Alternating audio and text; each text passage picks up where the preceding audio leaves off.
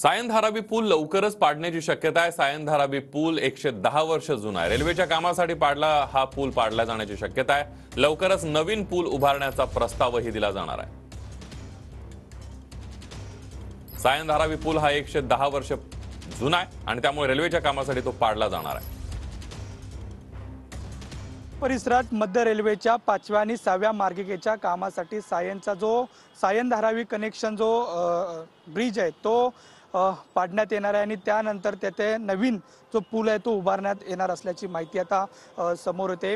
110 वर्षापूर्वीचा हा सायन धारावी जोडणारा हा पूल लवकरच पाडण्याची शक्यता आहे। कुर्ला मार्गे जो सांताक्रूज लिंक रोडने पूर्व मार्गाकडून आपल्याला पश्चिम मार्गाकडे जाता येणार आहे। सायन रुग्णालय जवळून जो सुलोचना शेट्टी मार्गावरून धारावीतील जो कुंभारवाड्याकडे जो रोड जातो त्या तिकडे जाता येणार आहे आणि बीकेसी कनेक्टरद्वारे बीकेसी मध्ये सुद्धा हा पूल उतरता येणार आहे। त्यामुळे एकंदरीत जर पाहायला गेलं तर हा तिन्ही जरी मार्ग उपलब्ध करून दिले असले तरी या तिन्ही मार्गावरती जर पाहायला गेलं तर 4 व्हीलर ची रेलचेल असते, 2 व्हीलरला काही ठिकाणी परवानगी नाही। त्यामुळे जे मुंबईमध्ये जी वाहतूक कोंडी आहे त्या वाहतूक कोंडीला पुन्हा एकदा मुंबईकरांना सामोरे जावे लागणार आहे। व्हिडिओ जर्नलिस्ट हरीसोबत नंदकिशोर गावडे, TV9 मराठी, मुंबई।